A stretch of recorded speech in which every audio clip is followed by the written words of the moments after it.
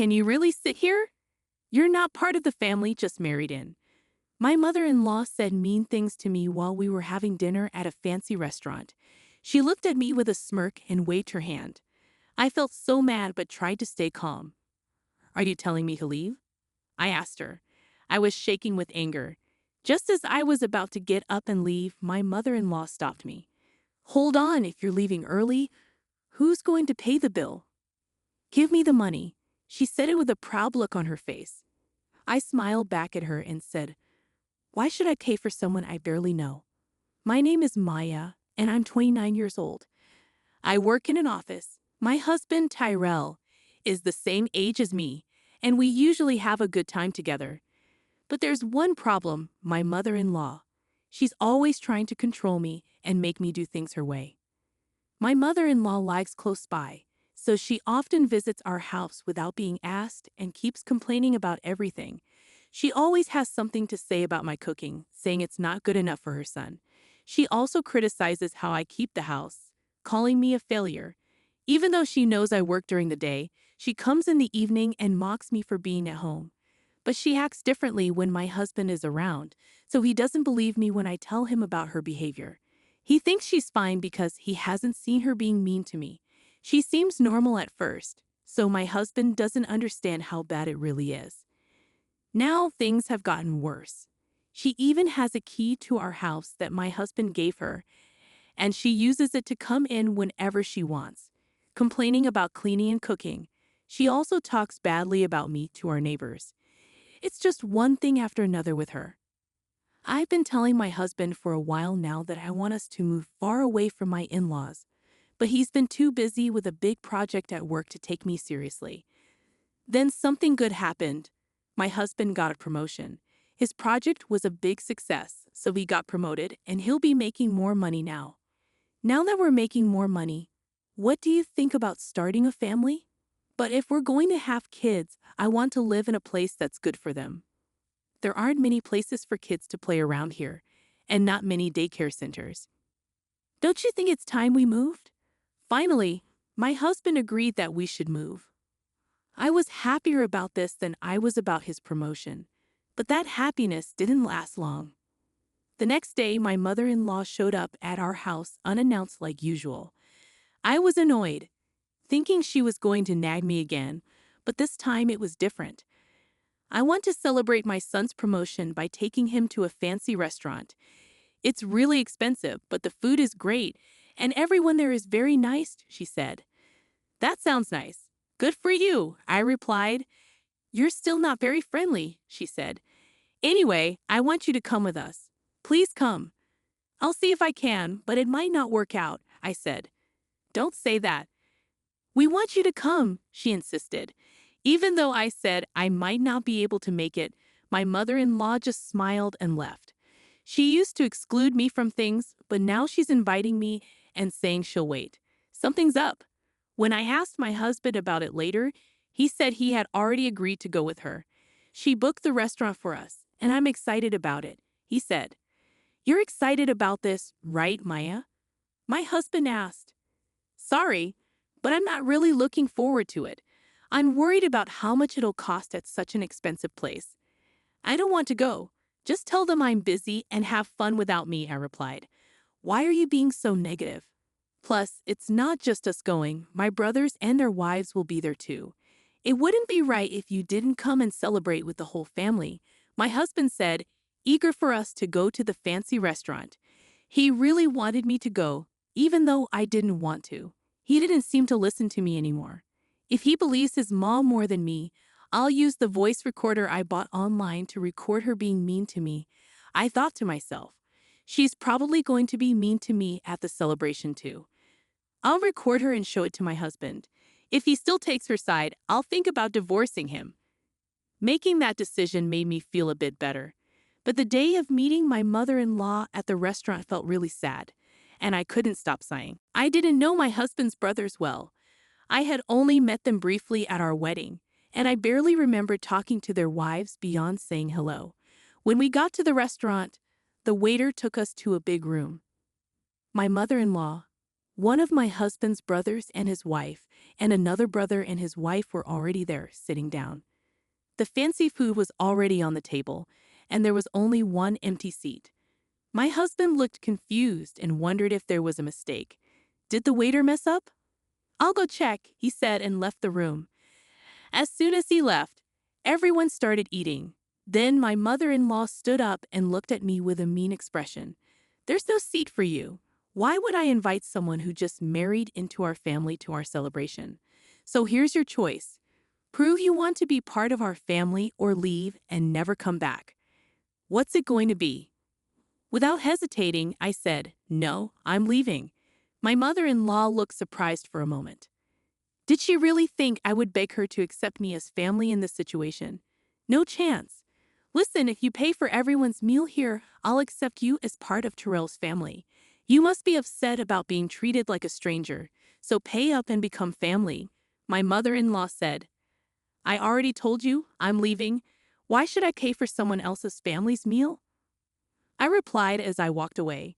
Mother-in-law slammed the table and yelled, "Don't you understand? I'm trying to make you part of the family. Are you okay with being a stranger? Pay up." "No, I'm fine being a stranger. And since I'm a stranger, I'm not paying for your meal. Goodbye."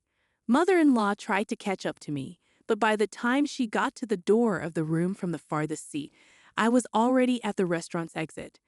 When I got home and was thinking of emailing my husband, he returned within 10 minutes.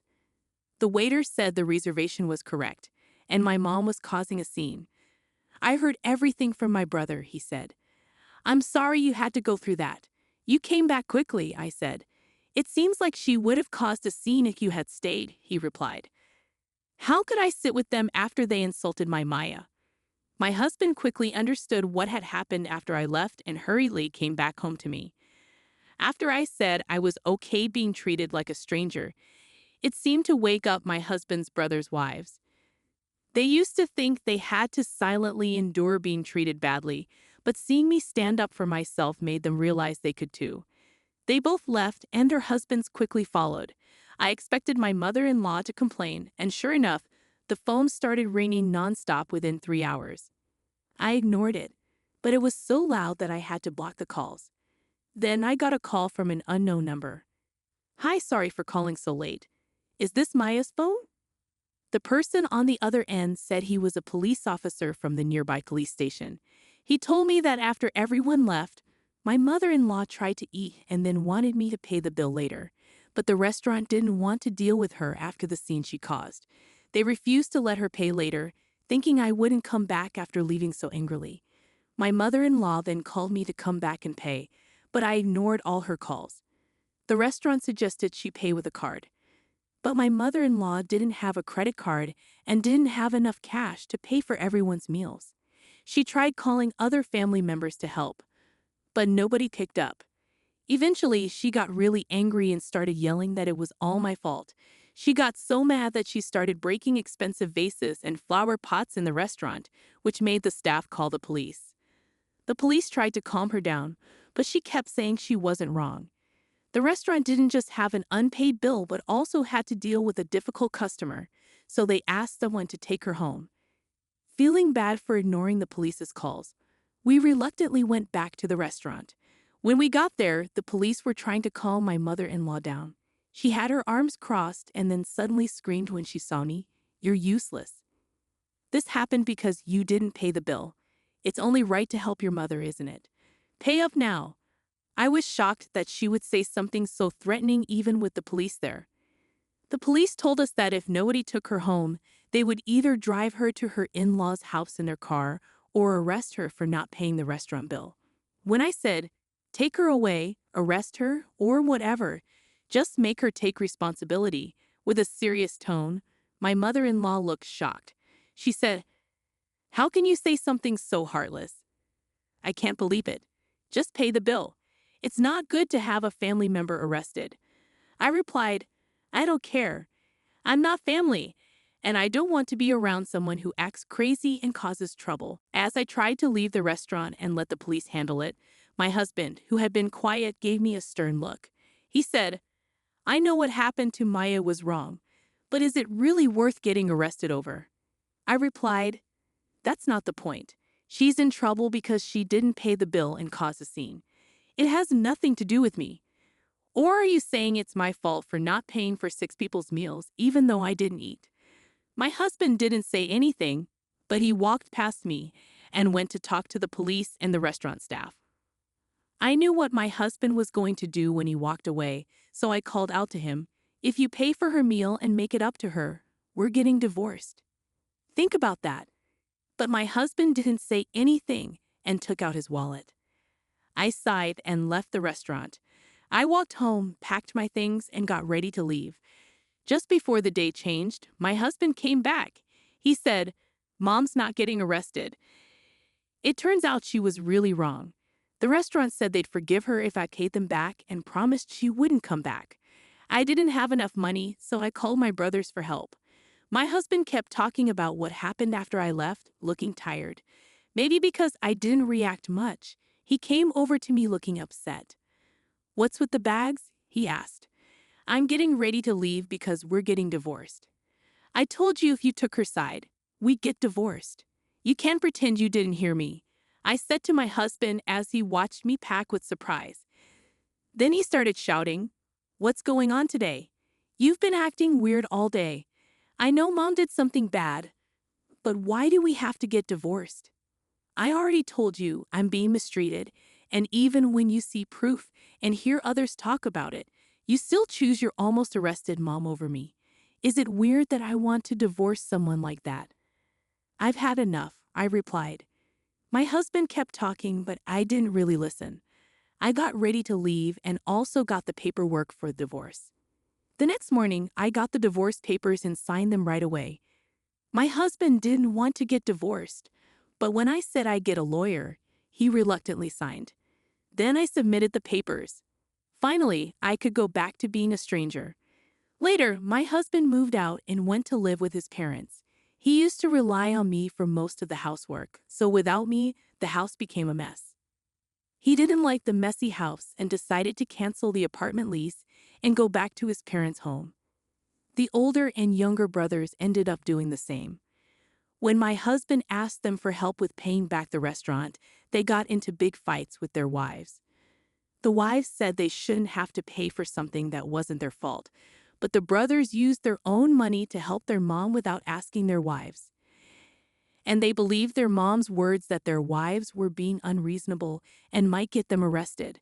Seeing them disrespect me made their love for their wives fade away, and they were faced with divorce right then and there. They also went back to their parents' home, saying they didn't want to do housework.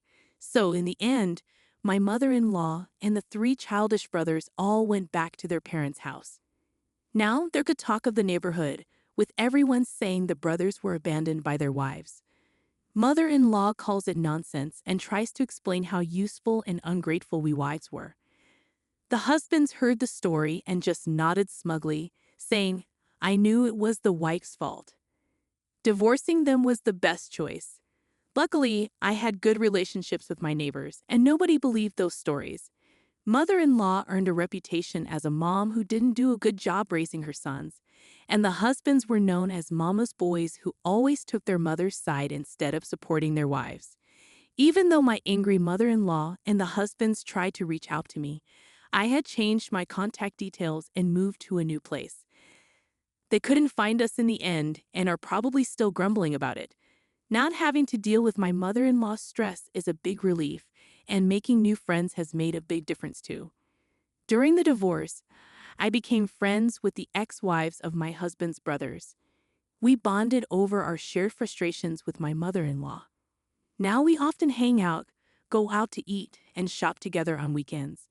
I might even have to thank my ex-husband for introducing me to such wonderful friends. It's great to be free to do what we want now. It might seem obvious, but it feels really freeing. I want to live our lives without getting involved with people like my mother-in-law. I'm grateful to my new friends. If it weren't for them, I might still be living alone. They've made me feel happy and not lonely. I'm truly thankful, and I hope our friendship lasts forever.